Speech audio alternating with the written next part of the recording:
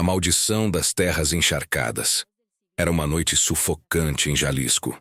O céu parecia desabar sobre as ruas esquecidas da região, e o som da chuva pesada martelava os telhados com a fúria de um castigo antigo. Enquanto a cidade lutava para respirar em meio à tempestade, um caminhão velho, coberto por lona poída, desviava do caminho principal. O motorista, Dom José, um senhor calejado pelo tempo e pelo trabalho no campo, optara por seguir por uma trilha abandonada, uma estrada de terra engolida pela lama e pelo silêncio. Ele transportava vegetais colhidos de madrugada e esperava cortar caminho por ali, sem saber que aquele trajeto havia sido esquecido por todos. Por um motivo que ninguém ousava dizer em voz alta. As poças formavam pequenas crateras e os pneus afundavam como se o solo quisesse engolir o caminhão. Dos lados, cercas retorcidas delimitavam antigas fazendas, agora tomadas pelo mato e por memórias malditas. Foi quando, entre os trovões, uma forma pequena e imóvel surgiu no meio da estrada. Dom José freou bruscamente. O motor morreu. A luz dos faróis trêmulos revelou uma menina, sozinha, descalça, coberta de lama até os joelhos, e com o vestido grudado ao corpo por causa da chuva e do sangue que escorria de seus braços e pernas. Seus olhos estavam baixos, como se já soubessem que seriam encontrados. José desceu, atordoado. Aquela visão, parada sob a tempestade, não fazia sentido. Mas o que ele ainda não sabia era que estava diante do primeiro sinal de algo muito mais antigo e sombrio. Uma maldição enraizada naquelas terras, nascida dentro de uma fazenda esquecida e selada pelo sofrimento. Décadas atrás, nas imediações da cidade, grandes propriedades pertenciam a famílias poderosas. Uma delas, a mais temida, era a dos Berlanga, donos de vastas plantações e de uma fortuna incalculável. Comandavam com punho de ferro, contratando qualquer um que aceitasse se submeter ao peso da opulência. Até mesmo crianças. Aparentemente respeitados, os Berlanga escondiam segredos que jamais foram ditos à luz do dia.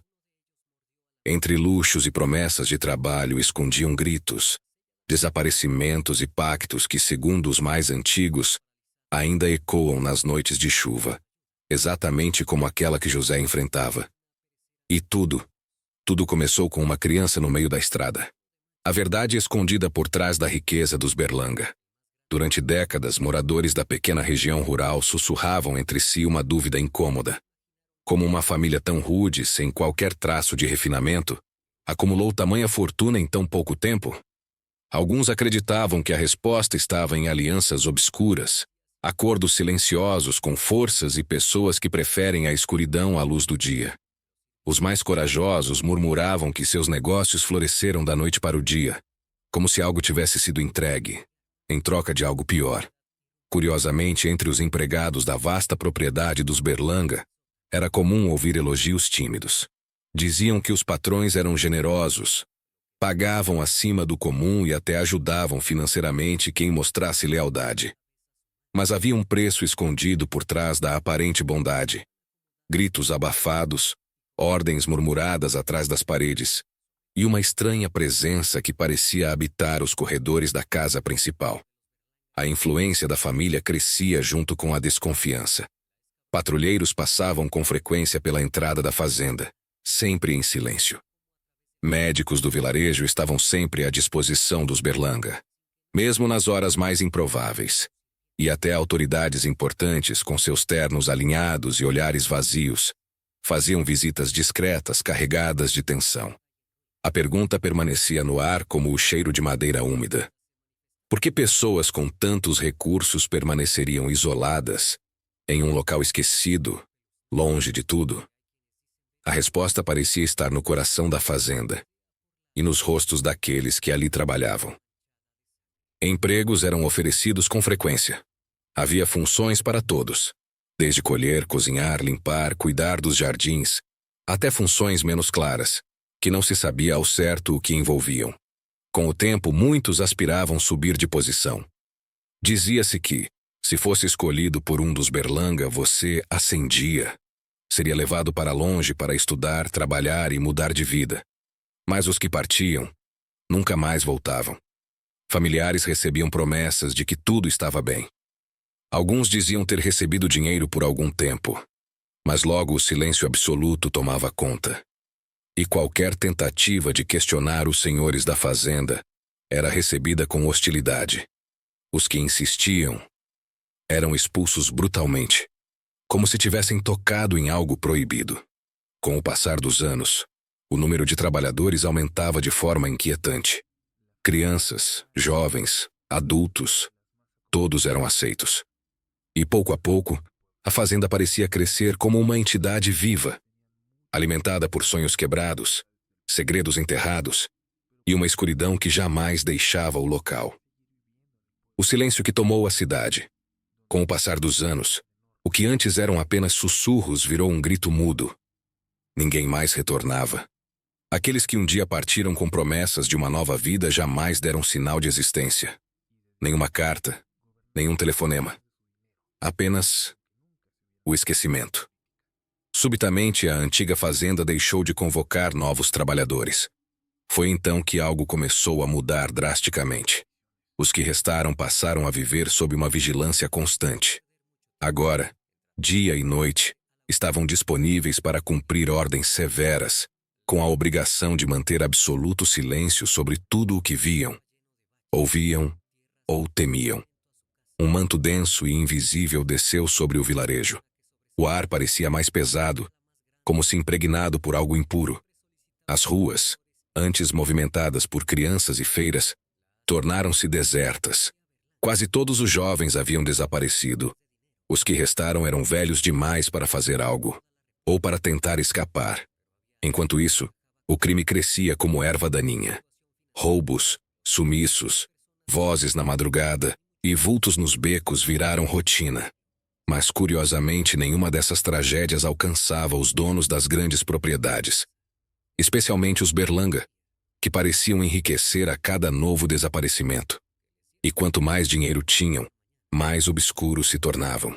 Numa noite particularmente violenta, em meio à chuva furiosa que cobria os céus de Guadalajara, um velho caminhão avançava por uma trilha esquecida de barro. Ao volante estava Dom José, um comerciante de legumes que tentava cortar caminho para escapar do trânsito bloqueado. Ao seu lado, o jovem Ernesto observava a paisagem cinzenta sem dizer uma palavra. Nenhum dos dois sabia que estavam prestes a cruzar uma linha invisível, onde o real e o impossível se misturam. A visibilidade era quase nula. Os faróis fracos mal venciam a névoa pesada, e a estrada serpenteava como se levasse para dentro de um lugar onde a própria lógica não se aplicava mais. O barulho da chuva martelava o teto de zinco do caminhão como pregos de ferro. Dentro do veículo, só havia silêncio. Um silêncio fúnebre. Foi então que algo cruzou o caminho. Uma sombra. Rápida, pequena e parada. Bem ali, na frente do caminhão. José reagiu no susto, pisou no freio com força. O som dos pneus travando cortou a escuridão como um grito metálico. Ambos desceram. A lanterna iluminou o horror. Era uma menina. Não mais que 12 anos. Tremia sob a chuva gelada, os cabelos grudados no rosto. O corpo encharcado. O vestido rasgado e coberto de lama. Escorria um líquido escuro, espesso. Sangue. Mas o pior eram os olhos. Vazios, imóveis. Como se já estivessem mortos há muito tempo. Aquela criança não falava. Não chorava. Apenas olhava. E naquele instante, José e Ernesto perceberam que não estavam apenas diante de uma vítima, mas de um presságio. Um aviso de que o que acontecia dentro daquela fazenda amaldiçoada jamais havia terminado. Assim que colocaram a menina dentro da caminhonete, notaram que algo estava profundamente errado com ela. Seus olhos arregalados revelavam puro pânico, como se estivesse presa em um pesadelo do qual não conseguia acordar. Murmurava frases desconexas, repetindo com voz trêmula. Não me deixem ser mordida. Por favor, não deixem que me devorem. As palavras ecoaram na mente dos dois homens como lâminas frias. Embora não compreendessem o que ela queria dizer, sabiam que havia uma dor imensa por trás daquilo. Dom José acelerou, determinado a encontrar socorro, enquanto Ernesto observava a menina com inquietação.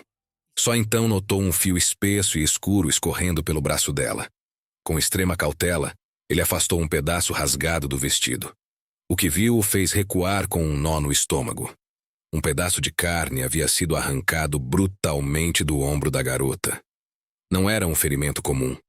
Era um rasgo profundo, quase como uma mordida animalesca, feita por algo não humano.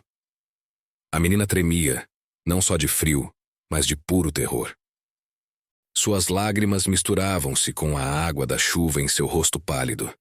Quando chegaram perto do hospital, ela implorou que não parassem. Com a voz fraca, insistia: "Não aqui. Se ficarmos, eles vão nos achar." Apesar de não entenderem por completo, obedeceram. Ernesto rasgou sua própria camisa e improvisou um torniquete para conter o sangramento. Dom José seguiu dirigindo pela madrugada, atravessando estradas desconhecidas até alcançar, horas depois, um pequeno hospital em outro município distante daquele inferno. Na manhã seguinte, já mais estável, a garota falou. E o que contou fez as enfermeiras empalidecerem. Com mãos trêmulas, chamaram a polícia. Assim que os investigadores chegaram, ouviram cada palavra com olhos arregalados e expressões de puro horror. A menina relatou que naquela mesma tarde, ela e a irmã estavam brincando na rua quando um carro escuro se aproximou devagar. O motorista, com um sorriso estranho, ofereceu brinquedos. A irmã menor hesitou, mas foi convencida quando o homem disse que eram gratuitos. Ambas se aproximaram da janela e ficaram hipnotizadas com o que viram. Bonecas, doces, bichinhos de pelúcia. Tudo tão bonito, tudo tão perigoso. Quando se deram conta, já estavam dentro do veículo que arrancou em disparada.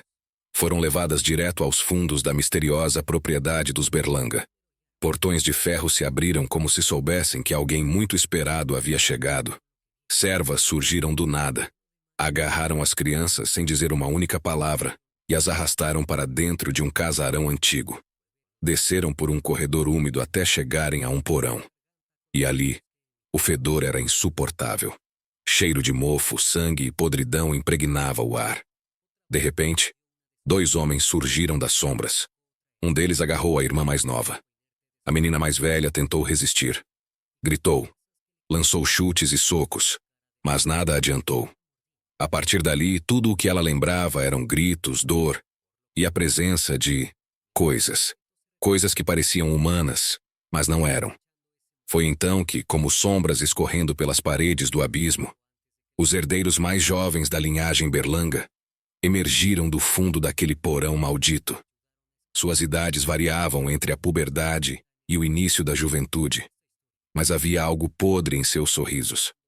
Usavam roupas caras, com tecidos importados e finos, mas suas expressões eram cruéis, sádicas. Riam enquanto assistiam sem pudor, as pequenas sendo espancadas por criados silenciosos e obedientes. Assim que os empregados desapareceram entre as trevas do casarão, os jovens se lançaram sobre as meninas com a fúria de feras. Um dos rapazes, com olhos que não mais pareciam humanos, cravou os dentes na menor, dilacerando sua carne como se fosse pão fresco. O som do músculo sendo arrancado era tão grotesco quanto os gritos da criança que estremeciam o ar pesado do local. A irmã mais velha, petrificada de horror, observava sem conseguir se mover. Gritava por socorro, mas suas súplicas se perdiam entre os estalos e os risos dos monstros. Logo, um dos jovens a derrubou ao chão e cravou os dentes em seu ombro. A dor foi lancinante, rasgando não só sua pele, mas também sua sanidade. Gritava como um animal encurralado, chutando, arranhando, tentando lutar. Outra criatura mordeu brutalmente sua perna, deixando uma ferida profunda e sangrenta. Desesperada, a jovem fitou o corpo já sem vida de sua irmã, estirado no chão como um boneco quebrado. Mas naquele olhar final, algo acendeu dentro dela. Um impulso de sobrevivência. Com um grito primal, ela enfiou os dedos nos olhos do agressor e sentiu, entre sangue e vísceras, o globo ocular se romper sob suas unhas. Foi o suficiente. Os gritos dele abriram um espaço para a fuga. Ela correu cambaleante pela escuridão da noite, deixando um rastro de sangue e terror pelo caminho. Escondeu-se na vegetação, rastejando como um animal ferido até encontrar aquela velha caminhonete na estrada de barro. E a história que muitos achavam absurda começou, enfim, a fazer sentido. As peças do quebra-cabeça que envolviam os desaparecimentos em massa, de trabalhadores, crianças e jovens, começaram a se encaixar. E a verdade era pior do que qualquer rumor. Os Berlanga eram canibais. Uma linhagem inteira de predadores humanos disfarçados de aristocratas. Na manhã seguinte, a região foi tomada por viaturas e soldados armados até os dentes. Quando as autoridades tentaram invadir a antiga fazenda, os empregados ainda presentes ofereceram resistência, mas foram facilmente dominados. Os militares vasculharam cada cômodo do casarão e desceram até o porão, onde encontraram o verdadeiro inferno. O ar era sufocante. O fedor de carne podre dominava tudo. Ossadas estavam empilhadas nos cantos, junto a manchas secas de sangue nas paredes.